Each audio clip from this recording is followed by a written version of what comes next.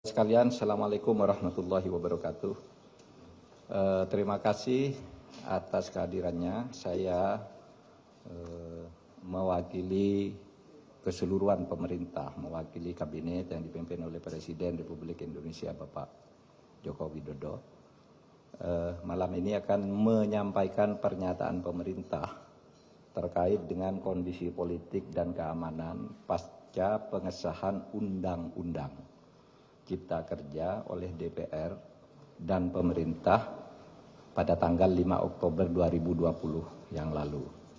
Saya ingin memberi pengantar dulu bahwa Undang-Undang Cipta Kerja itu dibuat untuk merespons keluhan masyarakat dulu bahwa pemerintah itu lamban di dalam menangani proses perizinan berusaha, peraturannya tumpang tindih dan sebagainya. Itu dulu.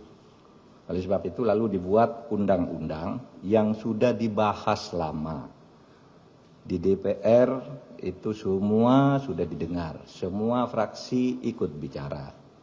Kemudian pemerintah sudah berbicara dengan semua serikat buruh berkali-kali di kantor ini, kantor Menko Polhukam, dan di kantor Menteri Perekonomian, kemudian pernah di kantor Menteri Tenaga Kerja. Jadi sudah bicara sebenarnya dan sudah mengakomodasi, meskipun tidak 100% dari hasil diskusi itu ditemukan jalan tengah akomodasi.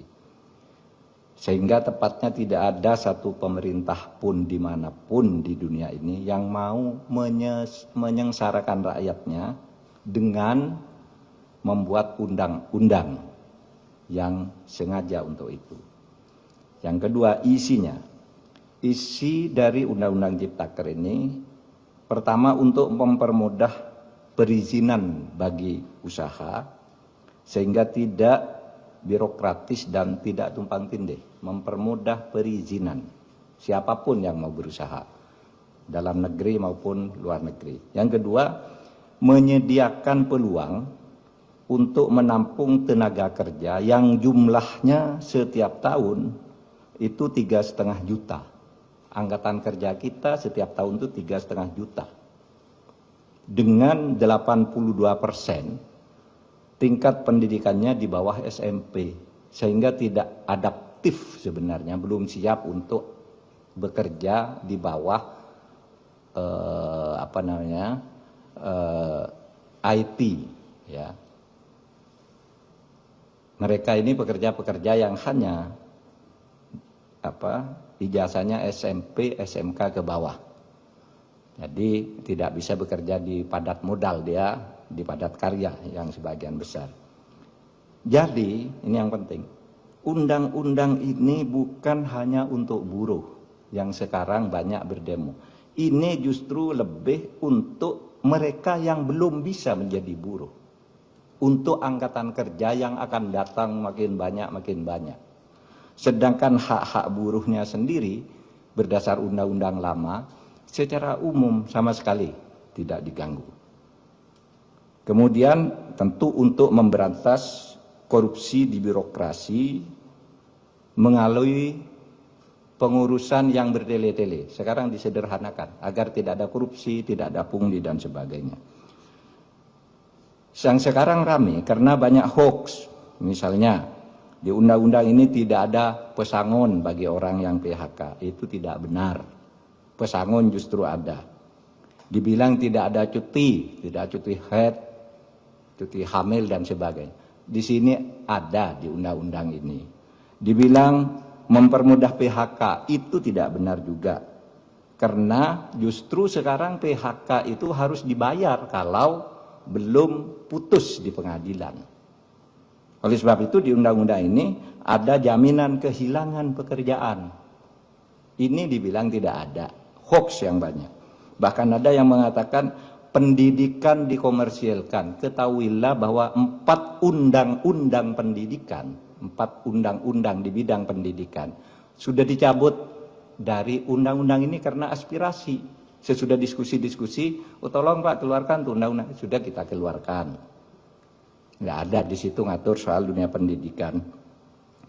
apalagi mengkomersialkan. Di situ dunia pendidikan hanya diatur di dalam pasal 65 yang justru mempermudah bahwa pendidikan itu adalah lembaga nirlaba, bukan lembaga usaha, bukan lembaga komersial. Ini ditegaskan justru di undang-undang ini, malah dibalik di dalam berita-berita yang hoax itu. Oleh sebab itu, melihat perkembangan situasi itu, pemerintah mengajak mari kita semuanya menjaga Kamtibmas, keamanan dan ketertiban masyarakat. Semua harus kembali ke posisi tugas menjaga negara masing-masing. Pemerintah, rakyat atau masyarakat, dan civil society. Mari bersama-sama ke posisi masing-masing untuk menjaga keamanan masyarakat, dan untuk itu pemerintah menyampaikan pernyataan sebagai berikut. Pernyataan pemerintah terkait dengan kondisi politik dan keamanan pasca pengesahan Undang-Undang Cipta Kerja oleh DPR dan pemerintah pada tanggal 5 Oktober 2020 yang lalu. Selamat malam, mencermati perkembangan yang terjadi di lapangan terkait dengan penyampaian aspirasi tentang Undang-Undang Cipta Kerja dalam berbagai bentuknya di sejumlah daerah. Maka demi ketertiban dan keamanan di tengah-tengah masyarakat, pemerintah menyampaikan hal-hal sebagai berikut. 1. Undang-Undang Cipta Kerja dibentuk justru untuk melaksanakan tugas pemerintah dalam membangun kesejahteraan masyarakat melalui penciptaan lapangan kerja yang semakin banyak, perlindungan terhadap buruh, penyederhanaan birokrasi, dan kemudahan berusaha, serta untuk melakukan pemberantasan korupsi dan pungli, dan pencegahan tindak pidana korupsi lainnya. Yang kedua, pemerintah menghormati kebebasan berpendapat dan menyampaikan aspirasi terkait dengan Undang-Undang Cipta Kerja, sepanjang semua itu dilakukan dengan damai, menghormati hak-hak warga yang lain, dan tidak mengganggu ketertiban umum. Yang ketiga, pemerintah menyayangkan adanya aksi-aksi anarkis yang dilakukan oleh massa di tempat-tempat tertentu dengan merusak fasilitas umum, membakar, melukai petugas, dan juga menjarah. Tindakan itu jelas merupakan tindakan kriminal yang tidak dapat ditolerir dan harus dihentikan. 4. Tindakan merusak bangunan fasilitas umum dan serangan secara fisik terhadap aparat dan warga masyarakat merupakan tindakan yang tidak sensitif atas kondisi yang dialami oleh rakyat yang sedang berjuang melawan pandemi COVID-19 dan juga kondisi ekonomi yang sedang sulit. 5. Untuk itu, demi ketertiban dan keamanan, maka pemerintah akan bersikap tegas atas aksi-aksi anarkis yang justru bertujuan untuk menciptakan kondisi rusuh dan ketakutan di dalam masyarakat. 6. Selain berdemonstrasi dengan tertib dan tidak melanggar hukum, ketidakpuasan atas undang-undang tersebut bisa ditempuh dengan cara yang sesuai dengan konstitusi, yaitu dengan menyalurkannya dalam proses pembuatan peraturan pemerintah, perpres, permen, perkada sebagai delegasi perundang-undangan.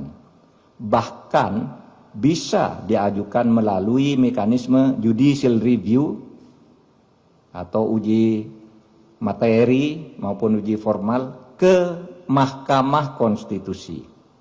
7. Sekali lagi, pemerintah akan bersikap tegas dan melakukan proses hukum terhadap semua pelaku dan aktor yang menunggangi atas aksi-aksi anarkis yang sudah berbentuk tindakan kriminal. Saya ulangi, 7. Sekali lagi, pemerintah akan bersikap tegas dan melakukan proses hukum terhadap semua pelaku dan aktor yang menunggangi atas aksi-aksi anarkis yang sudah berbentuk tindakan kriminal. Ditandatangani oleh Muhammad Mahfud MD selaku Menko Polhukam, Muhammad Tito Karnavian selaku Menteri Dalam Negeri, Budi Gunawan selaku Kepala Badan Intelijen Negara, Marskal TNI Hadi Cahyanto selaku Panglima TNI, dan Jenderal Polisi Idham Aziz sebagai Kepala Kepolisian Republik Indonesia. Demikian, terima kasih. Assalamualaikum warahmatullahi wabarakatuh.